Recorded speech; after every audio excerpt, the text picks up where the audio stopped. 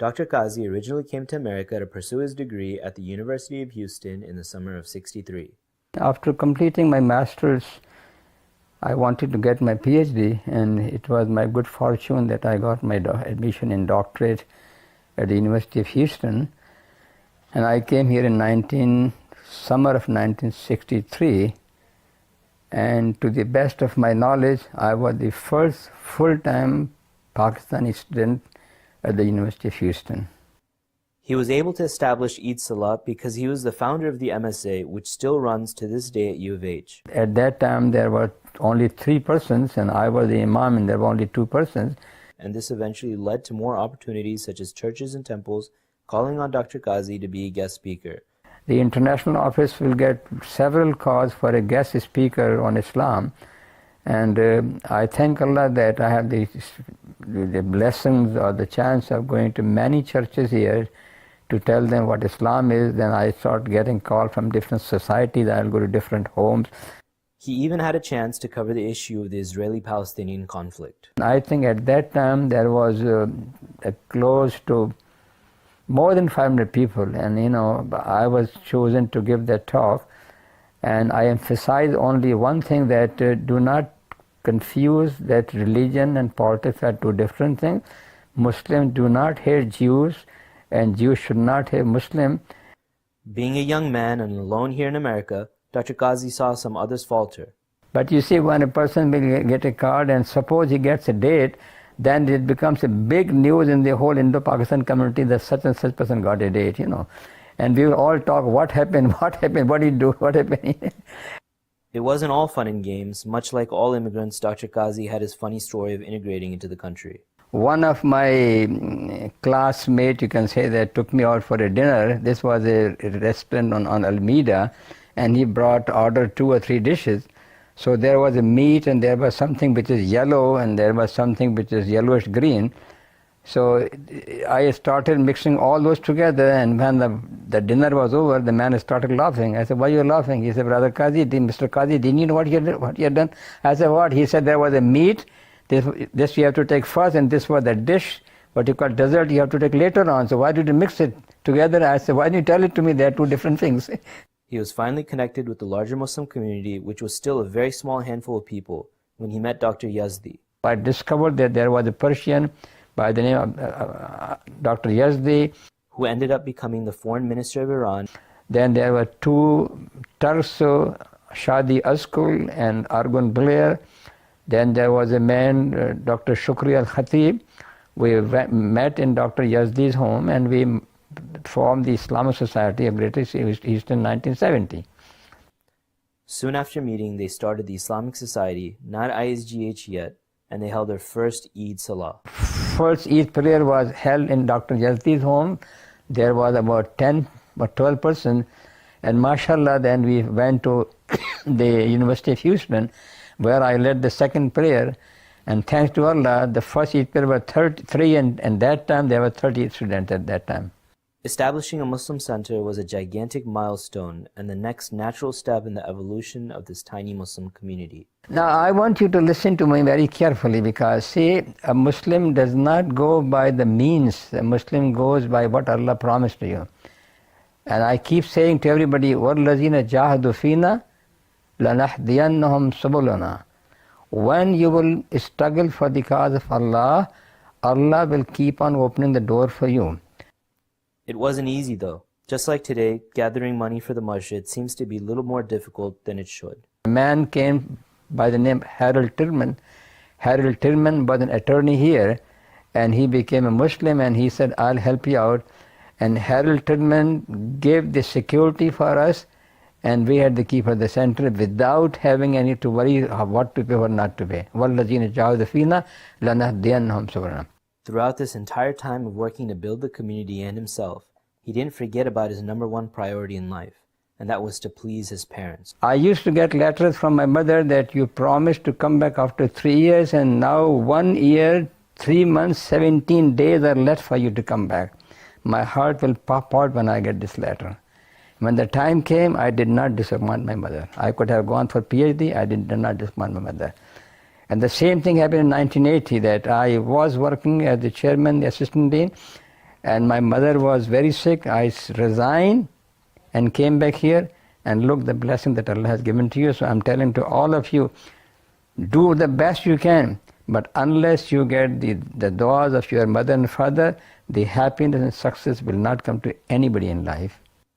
So Dr. Qazi, what do young people need to do to help improve the community and take it to another level?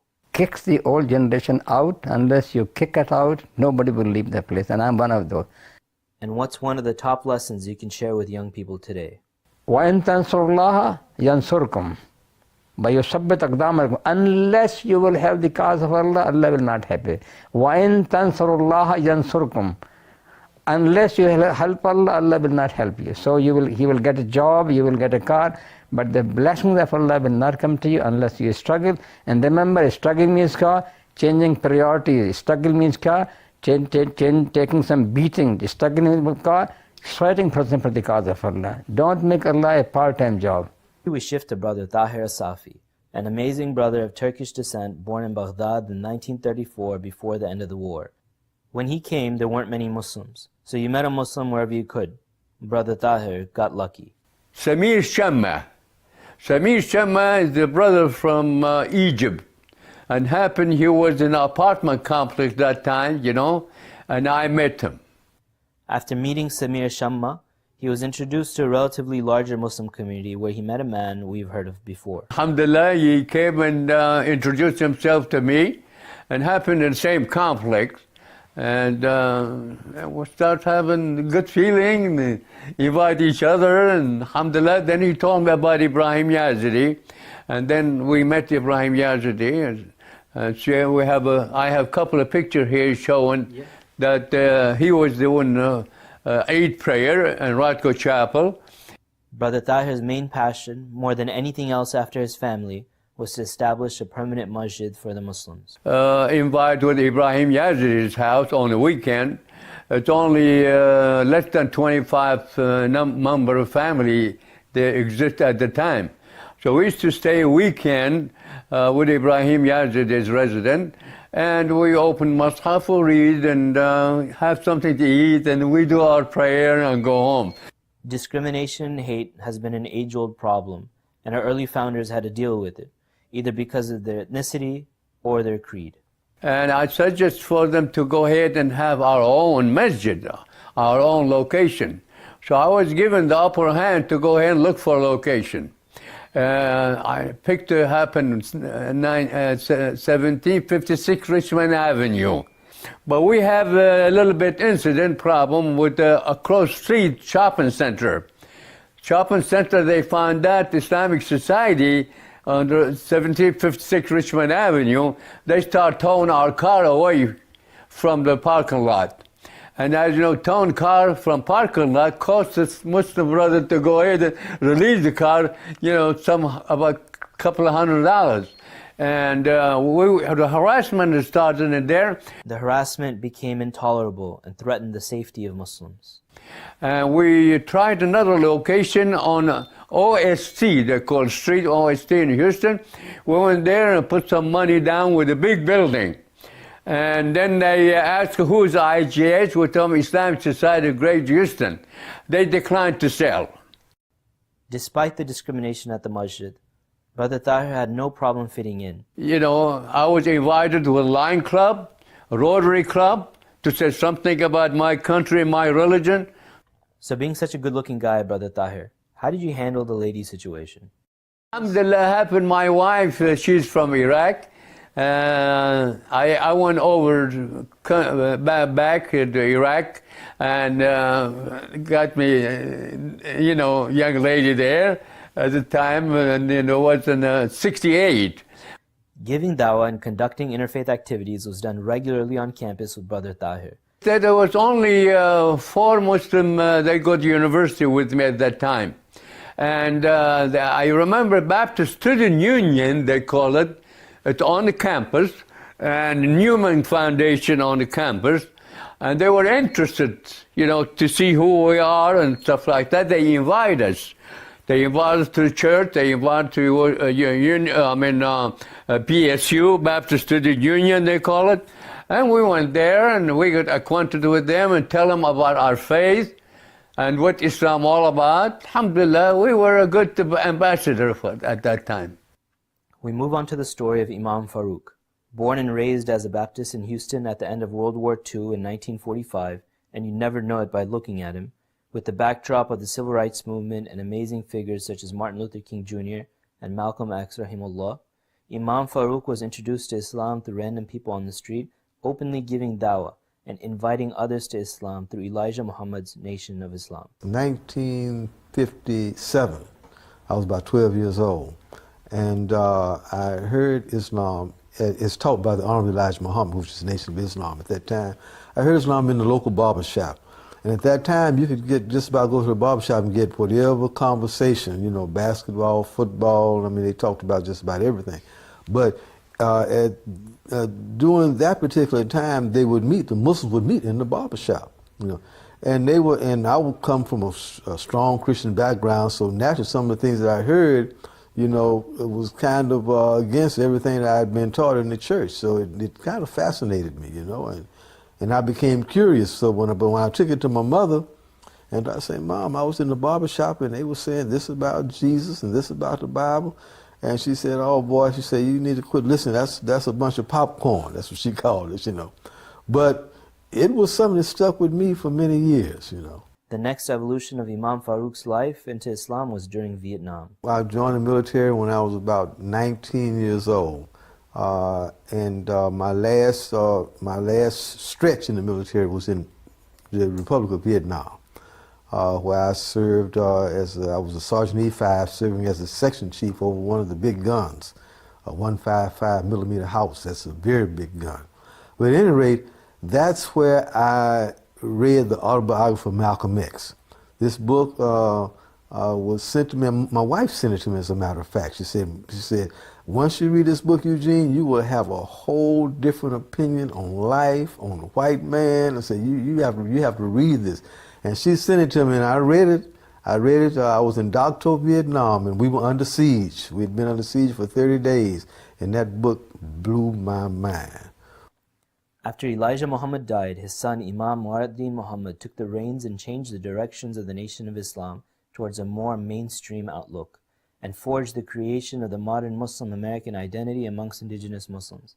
It was easy and difficult. If Islam could change the pagan Arabs and bring them to a civilized relationship with the world, he said, pure Islam can change us, you know, through the teachings of the Quran and the Son of Muhammad the Prophet. And they had to learn new things, such as praying and fasting. We were taught many of the aspects of becoming a Muslim. We were taught directly by Imam Muhammad Muhammad. And his community was a community that covered just about all the major cities in the United States at that time. And he taught us on the what we call the national hookup. In other words, it was through telephone conference call, whereas he would address the whole community. This is where he taught us how to pray. He taught us Quran, you see. But he did have imams that he personally taught there in Chicago. And it was also when he heard his first adhan. I heard the first adhan on the telephone hookup given by Daniel Kareem. And from there, we just began to study. As part of the earliest Muslims in America, Imam Farooq's community would shift places to worship Allah alone and find masajid that were close to them, but not without the help of a certain celebrity. One in particular was a place, it was before we moved in, it was called Temple Lumberyard. With the help of Muhammad Ali, you know, and this when he was the world heavyweight champion, he helped us financially to get this place and to renovate it, you know, and to make it into a very comfortable place for us to have our temple, you know.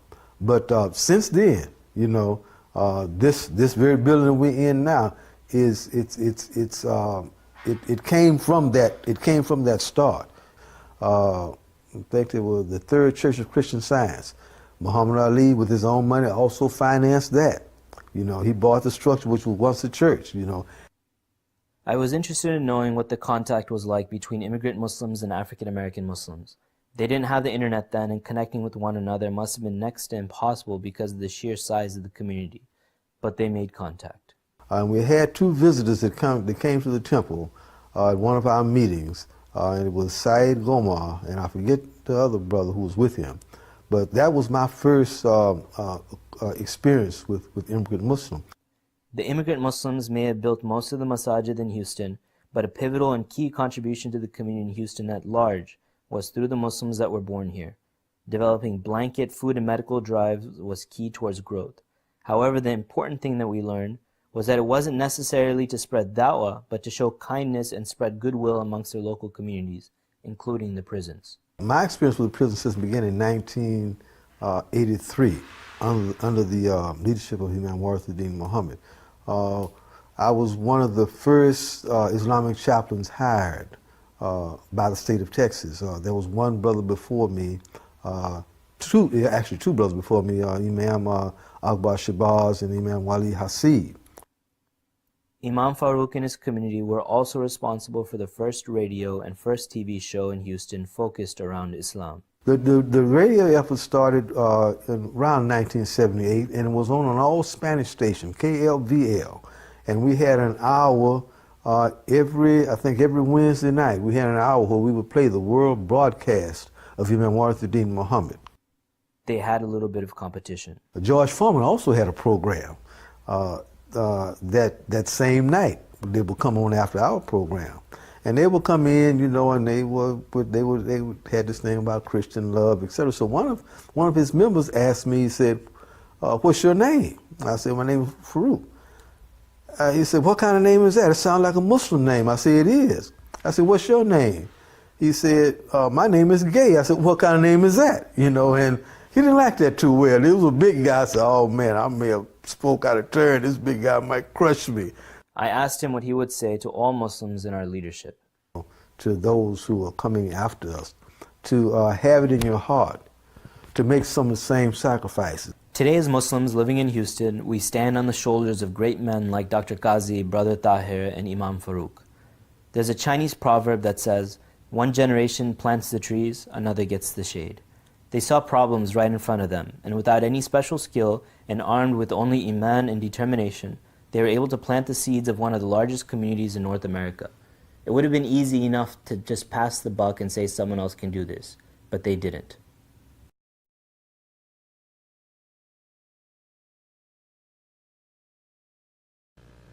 Hello and, oh, that's loud. Hello and welcome to Community Life Forward's oral history of the Houston Masjid of Al-Islam. We're so glad to be here in 2012 at the Community Life Forward. So let's give a big hand and thank all of you all for being here. Come on, let's hear y'all. We are so excited and pleased to be a part of this wonderful, wonderful experience. I'm Rahman Khan, and I'll be serving as your host this afternoon as we share and present this history of the Houston Masjid of Al-Islam and all the wonderful things that have happened in this community. I'm going to give a brief history and then begin to invite our speakers up here, and we'll begin the dialogue shortly. Founded in the 1950s in the barbershop of Charlie Boyd, the community of the Houston Masjid of Al-Islam is Houston's oldest and most historic Muslim community. The Houston Masjid of Al-Islam began as temple number 45 of the Nation of Islam under the leadership of the Honorable Elijah Muhammad. The Houston Masjid of Al-Islam transitioned to the Universal Message of Al-Islam with the passing of the Honorable Elijah Muhammad, following the eminent Muslim American scholar and pioneer of Islam in the United States, the late Imam W.D. Muhammad. The Houston Masjid of Al-Islam moved from location to location from the mid-1950s until 1978. In 1978, the Houston Masjid of Al-Islam purchased a former Christian Scientist church with funds donated by heavyweight champion Muhammad Ali and converted it into a masjid. The converted masjid located at 6641 Belfort remained the home of the Houston Masjid of Al-Islam until the building was destroyed by Hurricane Ike in September of 2008. Today, that new masjid opened with the name of the Honorable Imam, Warithuddin Muhammad. We have several leaders who will be joining us on stage today, but first I want to give a recognition to all of the wonderful leaders who have been a part of this masjid, and I'll share all of their names here. Imam Ibrahim Kamaluddin, Imam Hakim Akbar, Imam Sabur Hassan, Imam Rashid Al-Amin, Imam Eugene Farouk, Imam Haywood Talib, Imam Khazem Ahmed, Imam Wazir Ali, and Imam Khalis Rashad, and Imam Basil Abdullah. Let's give a hand for all of these leaders here in Houston.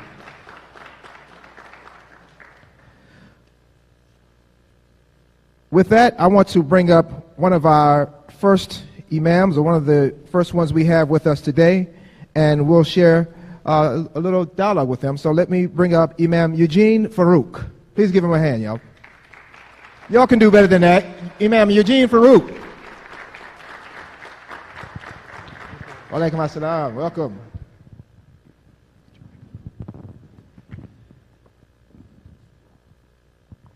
Imam Farouk, so glad you've joined us today for this wonderful, wonderful opportunity to dialogue, to get this information and dialogue about the history of Houston.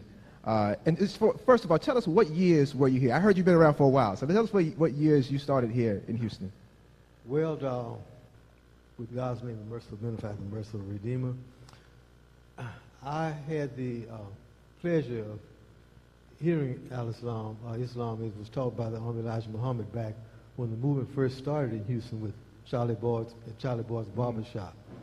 I think it was the 1950s. It started around 1950s, but I don't go quite that far back. Okay. 1958. Okay. Yes, sir. And I think I was 13 years old then, and I heard the teachings of the Honorable Elijah Muhammad in Charlie Boyd's Barbershop, and it was really something. I mean, when you have heard the teachings of Christianity, yes, you know, the majority of your life, and then you hear something that different, yes, it's a cultural shock. I'm sure it was. I'm sure it was. But that was my first experience with Islam. Yes. So you were around from the 1950s, so 1958, all the way up to the 1970s. So you had to see a lot of different changes. What was one of the biggest changes that you saw? Well, the biggest change that I witnessed was when Imam Warthuddin Muhammad assumed the leadership in 1975, that Savior's Day 1975. I didn't get a chance to go to Chicago. We had the hookup, the Coast Circuit, and that was a moment for me that I think in my history with Islam, that was the most, for lack of a better term, exciting moment. What messages do you give to the believers, the Muslims, as they come about the history? What's kind of an important message that you always tell them about assuming leadership here in Houston? Well, from the very beginning, when I really became active in the movement, I didn't become active in the movement until 1972. I always wanted to see Islam develop here, not only in this area, but all over the country, develop in a way where it was established both from the educational standpoint and from the economic standpoint. And that's something that I have witnessed happening gradually, but we see it on the forefront very, very, very plain. And that's what I encourage the upcoming leadership to continue that pursuit, because one of the most important things that we have to offer is the establishment of Islamic community life. Right. Which is why we're here this week, is establishing community life. So we're going to bring you back up with all the imams and all the leaders we have today. So we're going to give him a hand, and we're going to bring him back up when we bring everyone up in just a few minutes. Okay? Thank you. You're welcome. We'll have you take a seat right over here, ma'am. Yes, sir. Next up, we'll bring up Sister Naima Bey. Sister Naima, give a warm hand for us. Sister. Assalamu alaikum.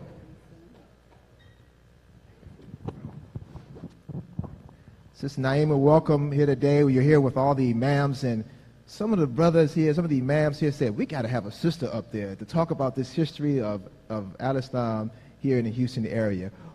Tell us about your beginnings here and what kind of impact you've seen this Houston community make. I also became very active in 1972. It was my last year in college, and I got invited to the masjid. And once I went, I stayed. And that was also during the time of Elijah Muhammad and Savior Day. So I've seen lots of transitions. I think I can count 9 resident imams. Wow. that I've Wow. seen You since get it. I've That's been what I here. had. You're right. Yeah. Alhamdulillah. Alhamdulillah. When I think about our community, I think of 2 things. Searching, which is when most of us came in, searching for that God-given nature that we knew we had not fulfilled. And we are a community of evolving. We've evolved in many ways and still taking place now. What are some of the biggest changes that you've seen here, as asked Imam Farouk? What are some of the biggest things that you've seen change here in Houston over the years? When I think about sisters, the first change I think about goes back to the first experience when Sister Captain, Imam Farouk's wife, came back. Sister Captain, She took a trip to California, and she said, sisters work, and they have money, and they have jobs. So that was eye-opening for us to know that we could go out and experience the dunya. What did that mean to you when you heard that? It meant a freedom. It meant opportunities, challenges, an opportunity to go out into the world and let people know who we were, what we did, and not just look at how we dress and ostracize us. So that was good. The second change was when Imam Muhammad came into leadership. There was always 10% of the teachings that I couldn't follow. I could not look at a little Caucasian. I've always loved children. To look at a little Caucasian child and hate that child. It wasn't in my nature. It was a devil. It's not what God gave me. And actually and honestly, the third one has come with our current imam, Imam Wazir Ali. Yes. Why was that significant for you? Because he has been so innovative. You know, a leader has to have vision, and he has it. And we've been exposed to so many more cultures, Muslims from around the world, interactions. It's just been really good. It's been fulfilling. All right. Sister Naima, baby, we're going to invite you back up here with the other imams here. So let's give her a warm hand, y'all.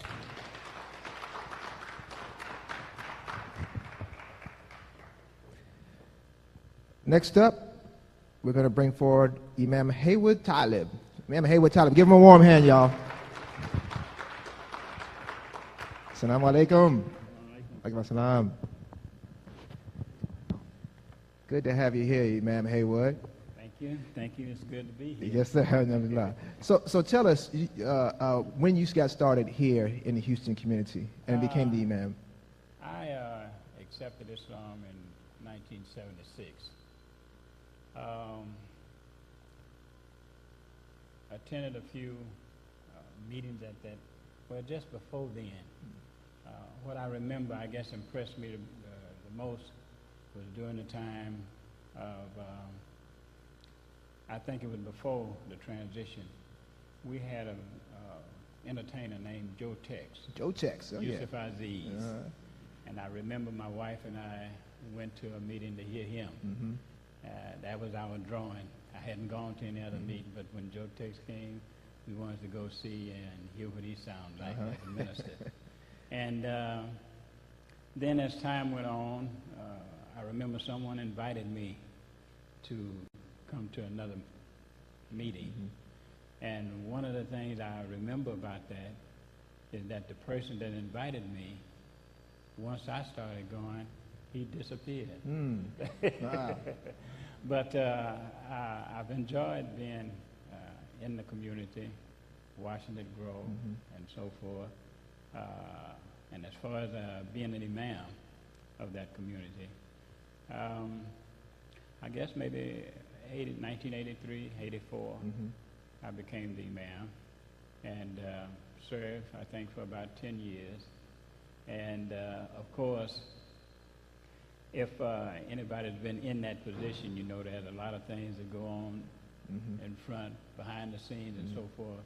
So it's been a very, very wonderful experience of just seeing al-Islam, and especially the language of Imam Muhammad, be put in the atmosphere to challenge language and the knowledge and logic that we have out now.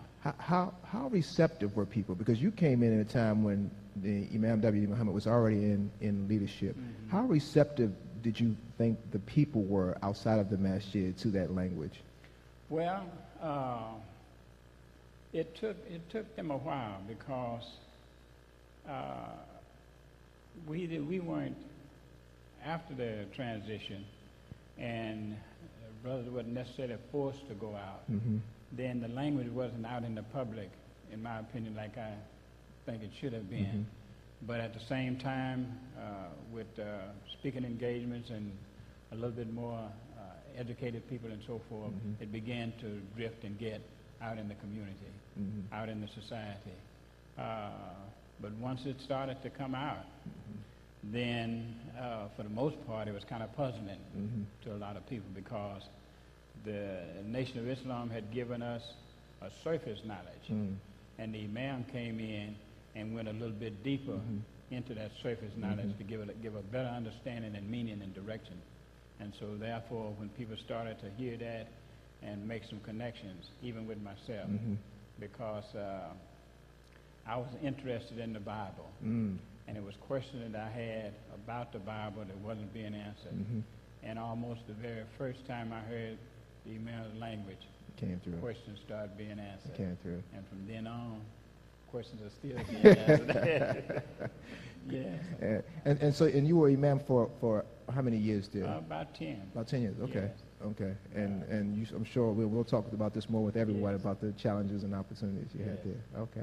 All right. Give it up for Imam Hayward Taleem. Thank you.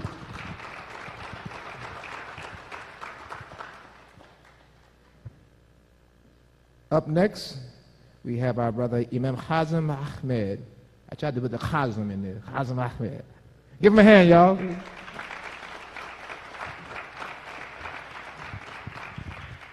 Assalamu alaikum. Alhamdulillah. Imam Khazem, so good to have you here, sharing this history and learning this history, and I'm sure this, hopefully, God willing, will be beneficial for everyone who gets a chance to see it. So first tell us, what years were you the imam here in Houston? From about 1994, I think, to about 2004. Wow, a long time. So what a lot of people get from Houston, and people around the country talk about Houston, they say that the Houston community, and particularly, I know under your leadership, was a studious community, a community that really helps people learn and engage in the study of the Quran and the Arabic. What motivated you to do this here in Houston? Well, first of all, from my coming to Houston and becoming a resident imam there at that time, that was never my intent. My coming to Houston was to just propagate the religion of Islam in the city and to assist a good friend of mine who was here, Imam Ibrahim Kamaluddin, who is now passed. May Allah forgive me his sin and grant him paradise, who Imam Muhammad loved very, very much, and would come here many times to do tapings, and Imam Farouk would always pick him up and take him there, etc. And that, and to propagate the religion with the insights that he gave, which was not as prevalent as Imam Hayward Talib just said, it was not out there as much. So that was my initial intent. And then there was a meeting, and they asked me would I be the resident imam, which I turned it down, and turned it down because I had got away from resident imam work. But I accepted with the condition that I would train someone and be on my way and continue my work. But Allah is the best planner. You know, we say, وَمَكَرُوا وَمَكَرُوا اللَّهُ وَاللَّهُ خَيْرُ الْمَاكِرِينَ. They planned a plan, and Allah has already planned His plan. His was the best. So there was I began to work with the training of imams here. And one of the brightest ones out of that group was Imam Wazir Ali, who was the present resident imam. And people ask me, they say, what do you think is your biggest accomplishment that you had in Houston? You know, because we was able to secure land. We would do a lot of other things. I said it was developing the human resources that we have in our youth, and that was in Imam Wazir Ali. And it proved very fruitful, his leadership and his ability, because that's my history in the community. Since I've been in since 1969, but I've always traveled and worked to build communities. I did that when I was an officer in the Nation of Islam, and I continued that work. And I had been to Dallas. I was in Dallas for 3 years. Imam Muhammad sent me there. I'd been to Atlanta, North Carolina, Miami, Florida. I'd been to places to help strengthen those areas, and that's what I wanted to do here. And we began with the Quran. We began with the Quran in the Arabic. And again, because of something Imam Muhammad said once, he said, when our community learns how to read the Quran in its revealed language, you're going to see most of the problems eliminated and the progress will take place. So this is what I see happening in Houston now. He promotes the Quran. It's something that we started years ago, and it's continuing. It seemed also, too, that the interfaith work was heavily utilized by you as well, and some of the things that you were doing. And I think it was happening around the country, but I know particularly here in Houston, began to working with other communities, and you see it presently. What was the motivation behind that, or how did that tend to happen when you were here? Was that purposefully, or was that just kind of happened because of what the Imam was sharing? Well, it was a continuation of of the history of the work that we have been doing ever since Chicago. And my introduction to working in the churches was not always the most favorable one. It was in Chicago. Imam Muhammad was teaching one Sunday, and I was on the west side. I was the imam on the west side of Chicago at that time, and he said, all you have to do is go out here and just tell the people there is no God but Allah, and then Muhammad is his messenger, and just leave. That's all you have to do. I said, well, that's very easy. So I had a dawah team on the west side of Chicago, about 13 to 15 of us, and we were going to churches. We would sit in the churches, and we would wait, and then the pastor would say, we have visitors today. Is there anyone that'd like to say anything? I raised my hand. I stood up. I said, my name is Imam Qasim Akram from the World Community of Islam in the West, and I'd like to tell all of you here, there's no God but Allah, and Muhammad is his messenger. And then the next one would get up. All 13 of us would get up and do that. And I went to church after church after church, and I can't tell you the problems that it started. So I say you were well liked, huh? No. So a good friend of mine, Imam Dr. Nasser Ahmed, many know, I had caused so much stir in the community on the west side, I had to get him, and we had a meeting with the pastors. They had a meeting, and we all met, and I prayed to Allah, and he blessed me to tell them. I said, brothers, we're not here to be enemies with you. We just want to be your friend. Our enemy is drugs. Our enemy is poverty. Our enemy is crime and gangs and etc. And they embraced us, and so that began. And when I got to Dallas, you know, we began a mission different. And we spoke in over about 500 churches. In fact, I spoke in so many churches in the Dallas-Fort Worth area, they used to call me the city evangelist. Wow. And, you know, I was the a Muslim evangelist. Well, they used to call me the city evangelist as a Muslim, and I was the secretary, general secretary of the West Dallas Ministry Alliance, and we spoke in the churches on a regular basis. So, in our work in other parts of the country as well as here in Houston, we began, but the emphasis was not so much as on churches as much as it was on developing our community to articulate the Quran and its ability to be applied in every human life. And that was a struggle within itself, because it required to get the Quran, you need to know Arabic very clearly, and the insights of the Imam, and it was opposed by some. You know, Hold on, I want you to hold that because it's about to get real good. We're going to bring give a hand for Imam Kazim Ahmed. We're going to bring him back up in just a few moments, and I look forward to hearing more, inshallah. thank you very much. Next up, we have our resident Imam, Wazir Ali. Give him a hand. So they come. Good to have you here, Imam Wazir, and be here in the wonderful, warm city of Houston. Alhamdulillah, it's definitely warm. So Imam Wazir, you are the resident Imam now and masjidwdm. Quickly, the masjid name. Most people know Wdm Muhammad. Why was it important for you all to even bring that name about when you reestablished the masjid? Well, the former building was a converted Christian Science church that Imam Muhammad was never particularly pleased with. And he advised Imam Qasim Ahmed to tear it down and build a mosque from the ground up. We were a little slow in responding to the Imam's request.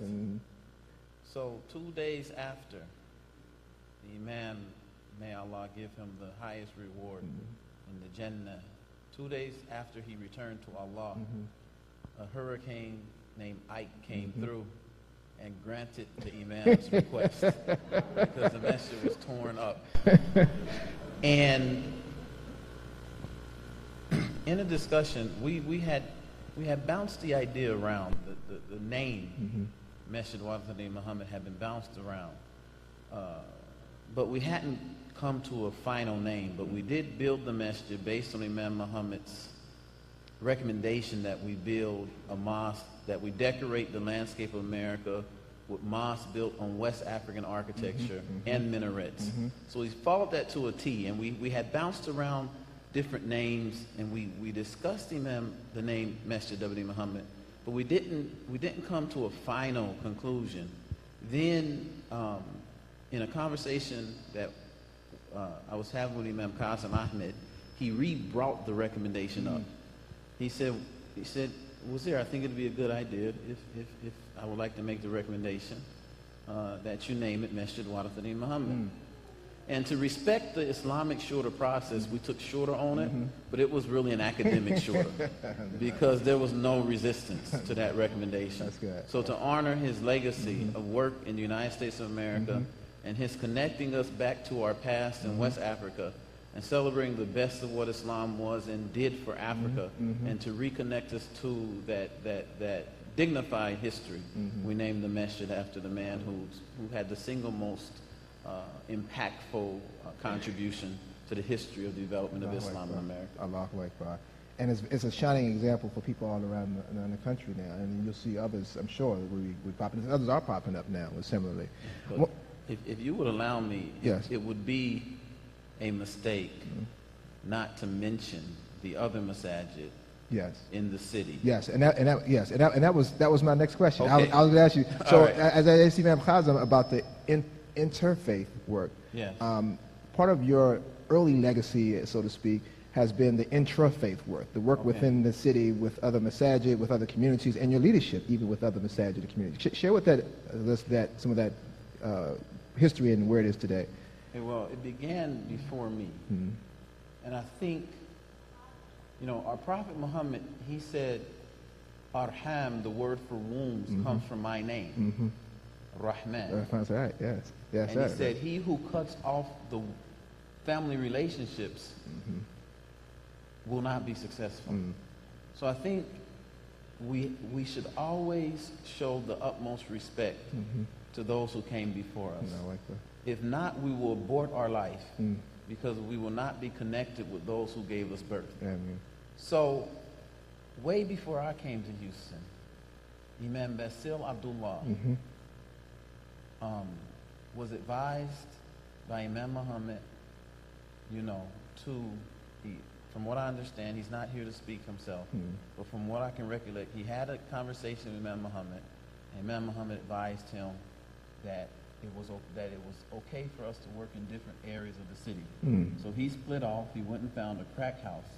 He's a success story because he was once a convict. He was once in prison, and he got out of prison. He went and found a crack house that was abandoned. They remodeled it. They made it into a masjid. They impacted the community in the oldest African American neighborhood in Houston called Independence Heights. Wow. And then over a process of around 20 years, Allah blessed them to acquire a significant amount of land, and they built a masjid from the ground up. That was Masjid Taleem Muhammad. Wow. Wow. So that was the first masjid to branch off. When Imam Qasim first came to Houston, Texas, he told me of a vision to start a youth masjid, populated, ran, and directed by the younger generation. And in 2005, Allah blessed us to pick up on the recommendation that he had and the vision he had. Wow. And a second masjid was born. Wow. So this makes 3 altogether. And that was Masjid El Quran. And then I'll let Imam Khalis Rashad talk about Ibrahim Islamic Center, which is the 4th.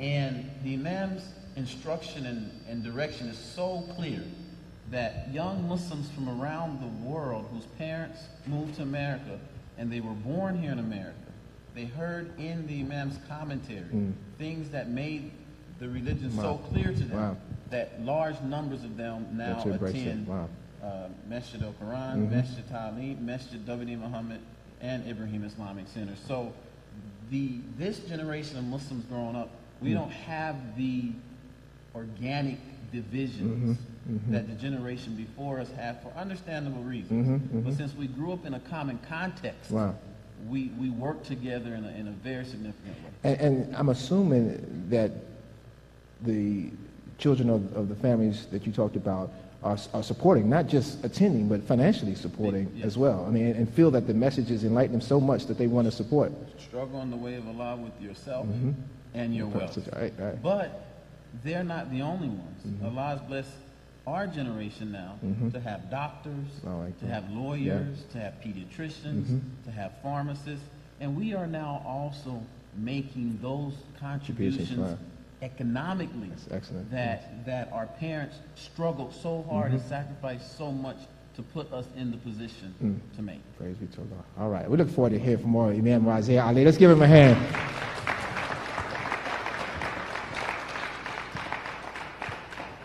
And finally, we will bring up Imam Khalis Rashad. Let's give him a warm welcome. Assalamu alaikum. Imam Khalis, so good to have you with us. Imam Wazir just talked about this younger generation of accepting and appreciating and following the language of our Imam W.D. Muhammad. Were you part of this group, this transition that came, or this, not even a big transition, but this group that came behind and said, we want to embrace and grow Islam even more? Yes, I'm in the same generation as Imam Wazir Ali. About 3 years ago, we started an Imam's training course. And it was inspired by Imam Qasim Ahmed. And the Imam's training course, the whole objective was to take it was about 10 people in that course. And the idea was to not only teach Islam, but to teach leadership skills, to teach all the interfaith work as well as interfaith work. And throughout that course, we were strongly encouraged to go out and start something. So you had, everyone had projects. So we have people that came through the Imam's course, during the course, would be speaking in college campuses, be out in the community doing things. Everybody just basically starting something. And Imam Wazir would hint to me on a couple of different occasions because I was one of his assistants. And he said, Khalis, you got to get out there, man. It's time for you to fly. And what was your response to that? Well, my initial response was, I'm not ready yet. I'm not ready yet. But I think it was something about that course that just built up the confidence. And so eventually, he gave me I got a call from him, and there was, when we look for spaces to put a masjid in, we look for the toughest spaces in the city of Houston, because we don't necessarily, let's build a masjid in suburbia. We want to build it in the toughest spaces. And so initially, there was one space that we were looking at. It didn't work out, but coming from traveling that same day from looking at that space, we came upon another space, which was in Third Ward, which was basically was a good suit for us. It really fitted us. What's the I know the basic Islamic message, but what is the message that you all use to attract people? What's the system or the message that you all, because Houston is a huge community. I heard there are over 80 masajid here in the community, but a lot of them are influenced by the work that you all do here. What is that message that helps that happen? Mercy. We talked about arham, we talked about rahmah, mercy, and people see the masajid that's associated with Imam Warathuddin Muhammad, rahimahullah. They see them as safe, not only sacred spaces, but they see them as safe spaces, spaces where they can come and not be critiqued by the way what color their khimar is, or whether they have a kufi, or whether they do their finger like this and so that. They come and basically come as you are. And we deal with you based upon the reality where you are right now. So I think that's the main message, what people are attracted to us. And finally, what's the hope for the future for the Houston Masjid community, particularly with the leadership, with the generation like yourself and Imam Wazir and others? What's kind of the hope for the next steps? In my humble opinion, is basically just to keep progressing. I recall Imam Qasim Ahmed many occasions said that we want to get a masjid on every corner. You're getting there. Yes, and we're getting there. Yeah. We're getting there. And say build a masjid, the people will come. Yeah. And it's just not a masjid where it's just about prayer, it's just about the 5 pillars. But it is the purpose is community life. Go out and build up the community. Do something for the people, and not just for us. All right. We appreciate you and all you do. Give a hand, y'all, for Imam Khalis Rashad. We're going to take a quick 2-minute break. I think we're going to reset, and then we'll have all of our speakers back with us. So let's give us 2 minutes. Thank you. And we're back. Let's hear it, y'all.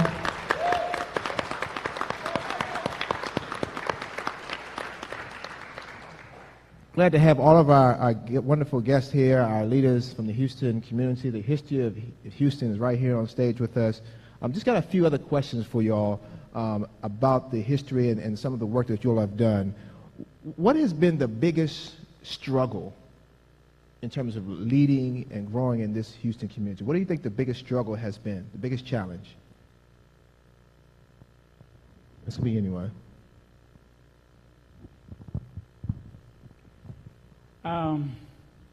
I'm thinking the biggest struggle, but it's all a struggle, but for me it's been nice and easy.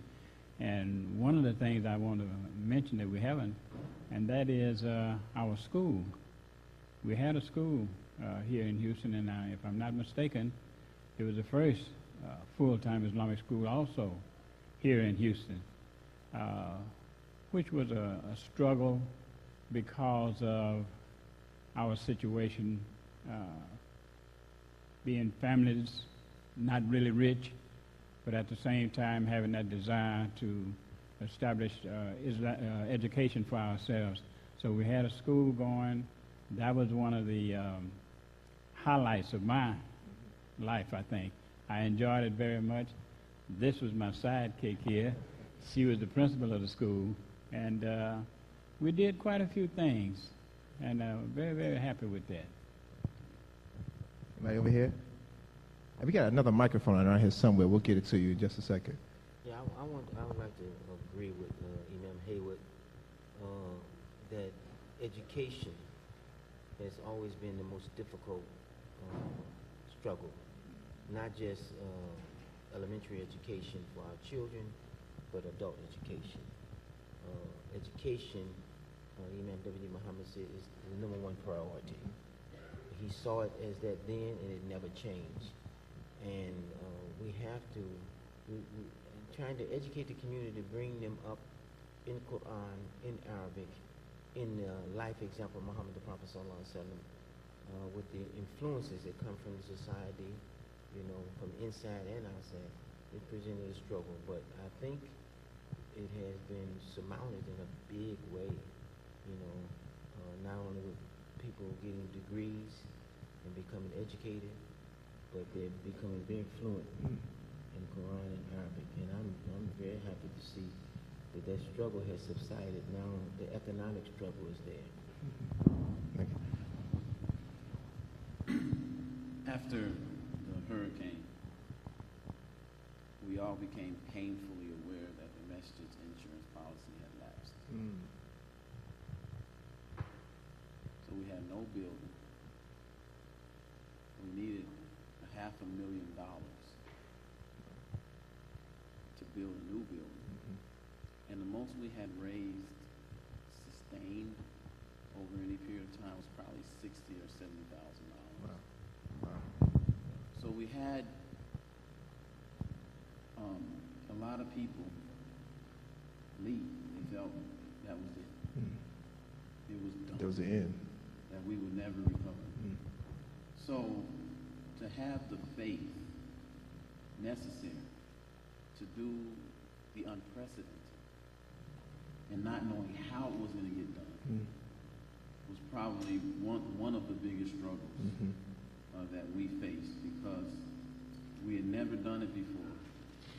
But Imam Muhammad said, when your knowledge runs out, your faith comes in. And trust me, all we had was faith. So you reach into your pockets and pull out faith. Anyone else? Struggles?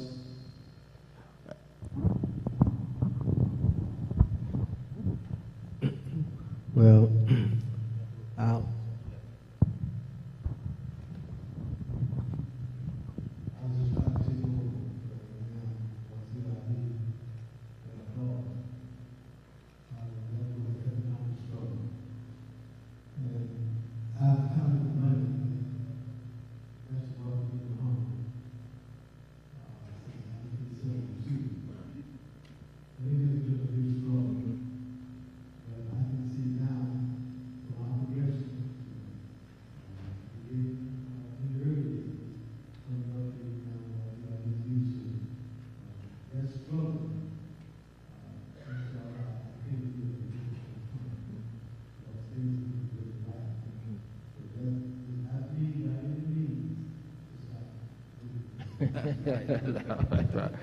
What do you think?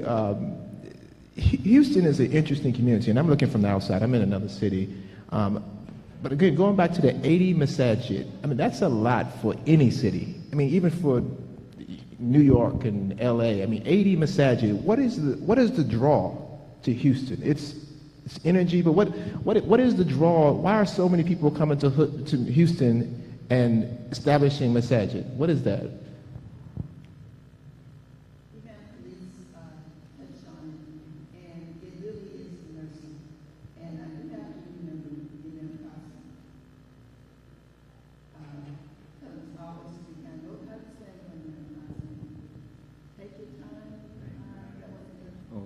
Change your mind and be calm. Followed up by the mercy. And when we have visitors that come in, whether they're local or from across the country, they appreciate it. And it's sincere. We come to see us, we're happy with it. We want you to experience that mercy. Because we've been through so much, and we've been without for so long. And when the hurricane came, it's like we were homeless almost again. And I already been there and done that. You know? So we appreciate the Lord has done with us. And we want you to know that we appreciate it, and that we know we appreciate you. So I think a lot of that is going on. I know it's a southern thing, but I think another thing, although Texas is an overwhelmingly conservative state, Houston is overwhelmingly liberal in terms of voting Democratic. And so Mercy always open to new ideas inviting to people. So this is why so many cultures, Houston itself is a cultural, quote unquote, melting pot. And so people come and establish things, and so that, it's been said that, Houston, we're so far left, we're walking sideways. So just that sense of mercy, but I also think it's economics, because Texas is also, the cost of living is very, very, very cheap. We got something to add? Okay. So the final question. We're running short on time, and we could sit here and talk all day and learn about this history. Give us a phrase, or a word, or a phrase, or even a sentence on how you want Houston Masjid to be remembered by, or remembered by in the future. How do you want people to know the Houston Muslim community? And we'll start here and go down. Yeah, Farouk.